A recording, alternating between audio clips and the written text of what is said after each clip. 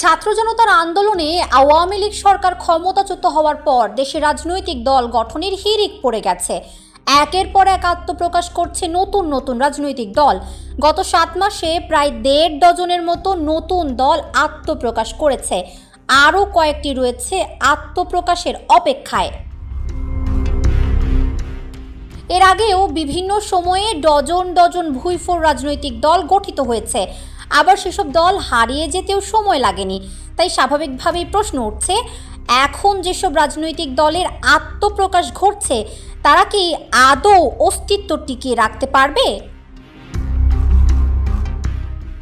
এই প্রশ্নের জবাব পেতে হলে ফিরতে হবে ইতিহাসে। বাংলাদেশ স্বাধীন হওয়ার পর গত 54 বছরের ইতিহাসে নতুন রাজনৈতিক দল জনপ্রিয় হওয়ার দৃষ্টান্ত রয়েছে মাত্র 2টি। এই 2 দল হলো জিয়াউর রহমানের তৈরি বিএনপি এবং হুসেইন মোহাম্মদ এরশাদের তৈরি জাতীয় পার্টি।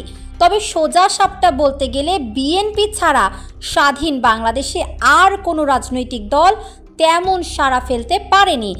জাতীয় পার্টি কখনোই বড় রাজনৈতিক দল হিসেবে প্রতিষ্ঠা পায়নি। কিন্তু সামরিক ও দলীয় শাসনের বিভিন্ন সময়, বিশেষ করে ভোটের আগে, অসংখ্য রাজনৈতিক দল গঠনের তৎপরতা অতীতে দেখা গেছে। সেসব দল হঠাৎ এসেই হাওয়ায় মিলিয়ে গেছে।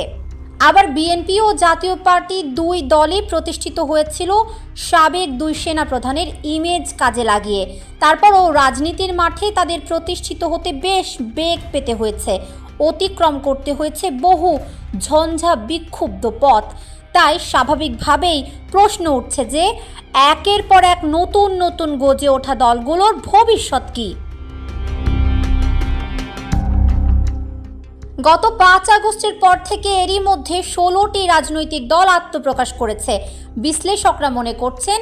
তবে এসব দলের বেশিরভাগেরই কোনো সুস্পষ্ট লক্ষ্য নেই।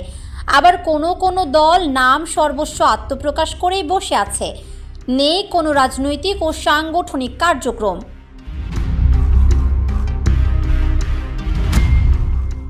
তবে আগ্রহ সৃষ্টি করে শেখ হাসিনার সরকার পতনের আন্দোলনে নেতৃত্ব দেয়া ছাত্রদের তৈরি করা দল নিয়ে।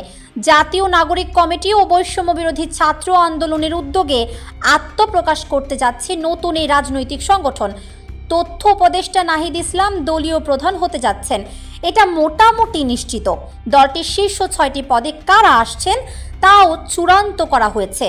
ছাত্র নেতাদের তৈরি করা এই দল মাঠ পর্যায়ে কতটা প্রভাব সৃষ্টি করতে পারবে তা এখন দেখার বিষয়।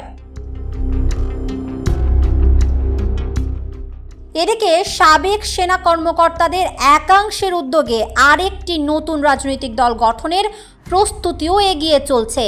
এতে নেতৃত্ব দিচ্ছেন অবসরপ্রাপ্ত ব্রিগেডিয়ার জেনারেল মোহাম্মদ শামীম কামাল।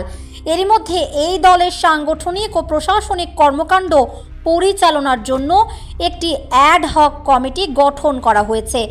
এই কমিটির সম্পাদক পদে রয়েছেন অবসরপ্রাপ্ত মেজর জেনারেল ইবনে ফজল শায়েখুজ্জামান।